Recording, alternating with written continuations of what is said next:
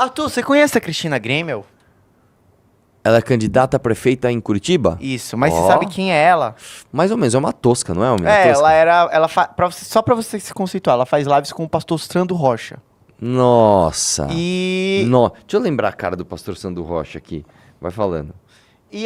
Eu quero que você analise uma proposta dela sobre transporte. Que ela tem uma ideia que.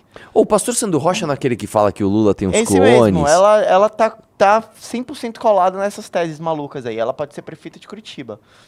Eu queria que você desse uma olhada nisso aqui, ó. Estimulados. Adelaide, cara. Como é que é? Ela me lembrou Adelaide, o visual.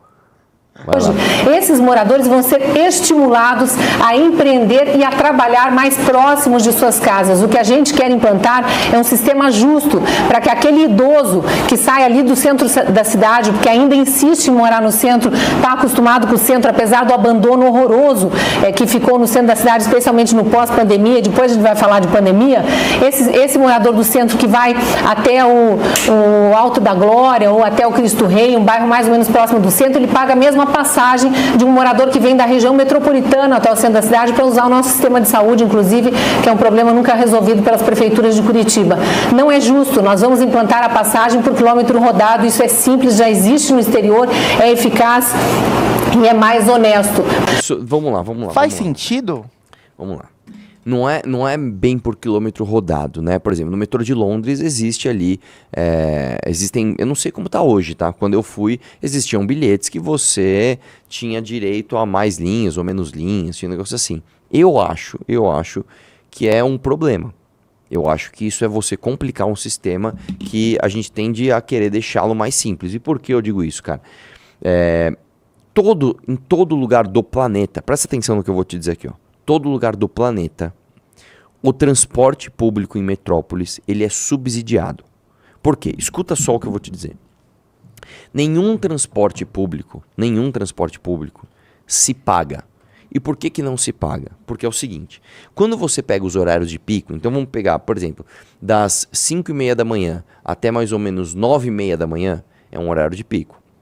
O horário do almoço tem algum movimento, não chega a ser um horário de pico, mas das 11h30 às 13h40, mais ou menos, você tem um aumento no uso dos transportes públicos e você tem um pico também ali das 5 horas da tarde até aproximadamente umas 19h30, vamos colocar aqui. Então, nesses momentos que você tem horário de pico, o que você precisa? Você precisa de muita estrutura para atender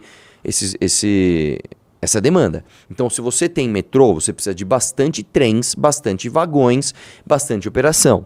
Se você está falando de ônibus, você precisa de muitos ônibus, muitos motoristas para suprir essa operação. O problema é, se você vai pegar um ônibus às 15 horas, vou pegar um ônibus às 15 horas, ou vou pegar um ônibus às 10h30 da manhã, 10h40 da manhã, 11 horas da manhã, o ônibus vai estar vazio. Só que você não pode esperar o ônibus encher para ele funcionar. Então vamos dar um exemplo aqui. Vamos supor que no ônibus caibam 40 pessoas. Estou dando um exemplo. Bom, horário de pico, cara, entram 45. O cara enche de gente lá, põe gente em pé e tal e vai. E pá, beleza. Chega 15 horas, tem 2 pessoas, 3 pessoas, às vezes 5 pessoas. Só que o ônibus não pode esperar encher. Você não pode parar o ônibus. Ó, tem 3 passageiros, beleza, vamos esperar mais 1, 4, mais 1. Vamos esperar dar 40 para o ônibus sair. Não. Então o ônibus sai vazio, o ônibus sai dando prejuízo. Tá? O metrô é a mesma coisa. Se você vai pegar, você fala, tudo bem, você diminui um pouco ali o número de trens enquanto eles estão operando, ok. Só que os operadores são contratados. A segurança é contratada.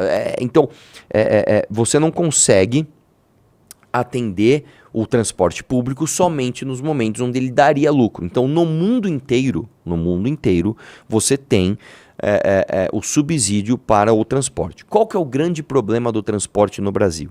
Aqui, o que a gente não faz? A gente não, e diferente do mundo, a gente não separa o risco de capital do risco de operação. Eu já falei isso 300 mil vezes, eu vou resumir aqui. O risco de capital é o seguinte, eu tenho dinheiro e eu vou colocar um dinheiro numa operação. Eu sou um investidor, por exemplo, isso é risco de capital. Risco de operação é o seguinte, eu tenho uma operação e eu vou operar, eu vou trabalhar ali. Então vamos supor que eu vou entrar com o Bahia de sócio numa padaria. Eu vou entrar com o dinheiro, que sou muito rico, tô cheio da grana. Eu falo, Bahia, ó, eu vou construir a padaria e vou dar o dinheiro na sua mão para você administrar. O risco de capital é meu. Aí o Bahia fala assim, eu vou gerenciar essa padaria. Então ele vai acordar cedo, ele vai trabalhar, tal. O risco de operação é do Bahia. No transporte deveria ser assim, mas aqui não é. Aqui eles juntam. Então quem opera as empresas de ônibus são os donos das empresas de ônibus. Ou seja, o cara, para ele entrar numa licitação, ele tem que ter no mínimo não sei quantos ônibus, ele tem que ter ali um terreno para ele fazer uma garagem, ele tem que ter contratado todos os motoristas, ele tem que... E isso restringe o mercado. No exterior não é assim. No exterior, um cara compra o ônibus e a garagem. Então o cara, ó, ou um fundo, não precisa nem ser uma pessoa. Nós temos um fundo de investimento. Esse fundo de investimento vai comprar ônibus e vai alugar um terreno para uma garagem de ônibus. E esse cara vai ter um contrato longo para ele ter previsibilidade nos ganhos dele. Ó, vou te fazer um contrato de 10 anos. Estou alugando seus ônibus, estou alugando a sua garagem. 10 anos aqui, você está garantido que você vai receber da prefeitura o aluguel. Beleza. E outra empresa, aí você chama outro grupo para operar esses ônibus. E aí você faz um contrato curto, às vezes de 2 anos. Ó, eu vou experimentar você aqui. Faz 2 anos de operação. Sua operação tá uma merda. Tchau. Próximo. Você amplia a concorrência. Né? Portanto, a solução... E escuta aqui o que eu vou te dizer. A solução do transporte público no Brasil, em termos de metrópole, não está em dar mais subsídio. Não está, não adianta. O subsídio aqui de São Paulo só cresce e as pessoas só se ferram. E não está também em você tentar tornar o negócio sustentável, mudando a cobrança. Isso também não é bom. Isso não tem aprovação popular. Né? Tanto que, cara, uma das coisas que o PT sempre fala, nós instituímos o passe único, passe único, passe único, passe único. As pessoas gostam, né? E as pessoas se sentem contempladas a partir do momento que ela pode se locomover gastando menos. Né? Então, a solução não é mais subsídio e a solução não é tentar custear o transporte através de medidas novas de cobrança, não. Você tem que fazer a diferenciação do risco de capital, do risco de operação e abrir para a concorrência. Aí sim você está começando a falar em resolver de maneira séria o transporte do Brasil. Ler e escrever com qualidade foi fundamental para poder chegar onde cheguei. Tanto passando na universidade, como para fazer o trabalho de conclusão de curso, como depois na minha carreira profissional, como comentarista político, colunista de jornal e depois vencendo 2 eleições de deputado federal.